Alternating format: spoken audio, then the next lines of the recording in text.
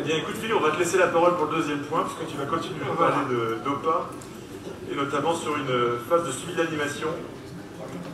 Alors, je vous parle maintenant d'une autre OPA, qui est une OPA un peu différente, qui est une OPA copropriété. Donc, au cours des années 2017-2018, il y avait une étude préopérationnelle sur le principe de cette OPA copropriété, qui concernait l'ex-communauté de communes Avranches Mont-Saint-Michel et la commune de Saint-Hilaire-du-Harcouët. Donc vous avez là quelques chiffres. Donc il y a 265 copropriétés identifiées, 1500 logements en copropriété, et donc une majorité bien sûr. Les copropriétés c'est souvent sur plutôt les agglomérations, donc qui concernent Avranches et Pontorson, qui sont les villes avec les plus de copropriétés. Vous avez la taille médiane, ce sont en général 4 logements. Et donc quelques chiffres supplémentaires aussi sur les taux de vacances. On voit bien qu'on a des taux de vacances qui sont encore bien plus importants que les taux de vacances sur des appartements ou maisons individuelles.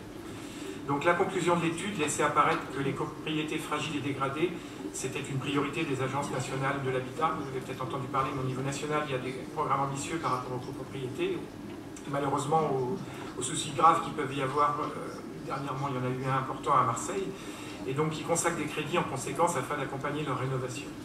L'étude réalisée révèle la fragilité de certaines copropriétés et confirme l'enjeu d'une action de veille, de traitement préventif et d'accompagnement à la gestion des copropriétés. L'intervention préventive en faveur des copropriétés revêt un enjeu social, lutter contre la précarité des ménages occupants des copropriétés. Il y a un enjeu immobilier également, lutter contre la dévaluation immobilière, et un enjeu urbain pour la déqualification du parc en favorisant la réalisation de travaux de rénovation. Donc la mise en place d'une OPA copropriété, ça nécessite, sur la base de critères de difficulté définis par l'ANA, l'existence d'une ou plusieurs copropriétés dégradées. Et ça permet notamment aux syndicats de bénéficier de financements spécifiques et bonifiés de l'ANA. Il y a donc des critères qui permettent ces attributions, c'est les situations socio-économiques des occupants, l'état du bâti, le taux d'impayé sur les charges des syndics. Donc, sur la base de l'étude, il y a eu une copropriété dégradée qui a été identifiée, qui permet du coup de bénéficier du dispositif national, mais il y a eu également, avec un financement ANA, et des copropriétés fragiles, donc par exemple la résidence de Pontorson, et puis des copropriétés qui ne sont ni dégradées ni fragiles, mais qui nécessitent des travaux de rénovation, accessibilité, travaux normes pour mise aux normes, rénovation énergétique. Donc là, on en a identifié quelques-unes. Et puis, un autre souci qui est apparu, c'est-à-dire des copropriétés qui sont inorganisées. Donc, c'est-à-dire où il n'y a des fois même pas de, il y a pas de syndic sur ces copropriétés, et du coup, il n'y a pas de travaux, et il y a une dégradation importante qui se fait. Donc, sur cette base, il y a un dispositif d'intervention qui a été préconisé et validé en commission, qui prévoit un volet lutte contre l'habitat indigne et très dégradé, un volet travaux pour l'autonomie de la personne dans l'habitat, un volet rénovation énergétique, un volet juridique et un volet suivi animation. Donc, il vous est présenté une maquette financière. On a fait le choix pour bonifier les subventions accordées par l'ANA et les autres financeurs, on réserve les crédits suivants pour l'abondement de la communauté d'agglomération.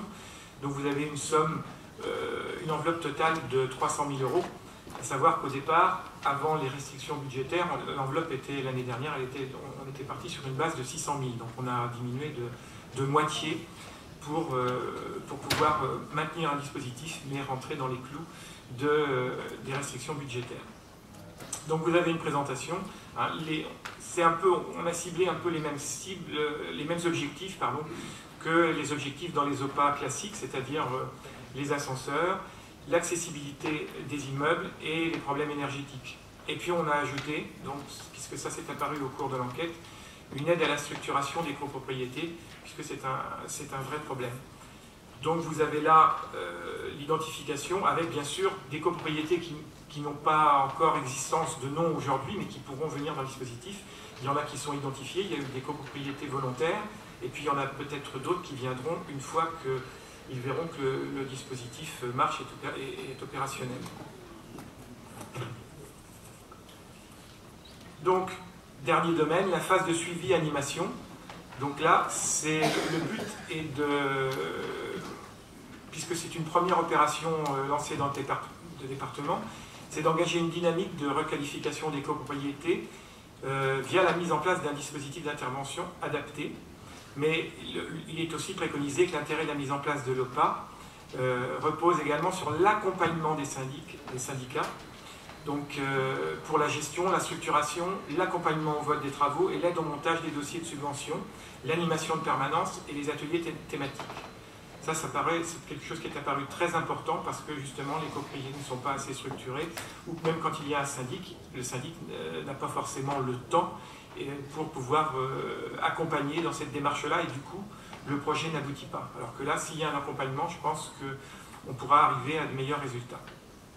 Donc voilà, quelques précisions complémentaires. Donc c'est un projet sur 5 ans. Vous avez un planning donc, avec le conventionnement avec l'ANA qui est prévu en 2019. Et puis donc la phase de suivi qui interviendra après. On peut imaginer que les premiers financements ne seront pas opérationnels avant 2020. Donc vous avez aussi un plan de financement prévisionnel. Au niveau du suivi de l'animation, donc vous voyez qu'on a un financement important du département dans le cadre du contrat de territoire, de l'ANA, et il reste un financement de 20% de l'AGLO, c'est-à-dire 40 000 € sur 200 000, ceci sur 5 ans. Donc ce n'est pas pour une année, c'est sur 5 ans. Et vous avez également le plan de financement de l'accompagnement avec les aides, donc, qui interviendront à partir de, on peut imaginer, 2020 et donc jusqu'en 2024.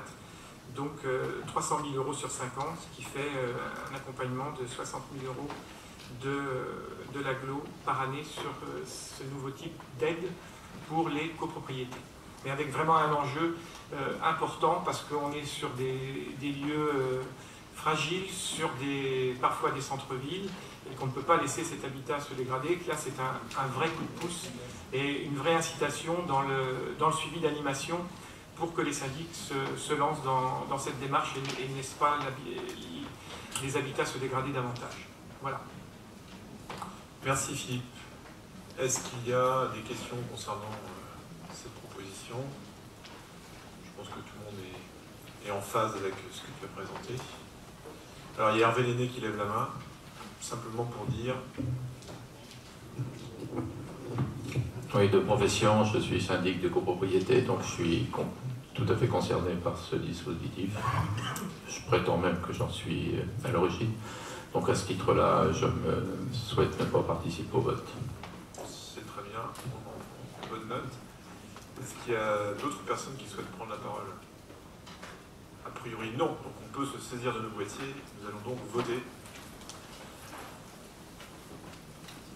en espérant que Philippe réitère son score remarquable de la question précédente.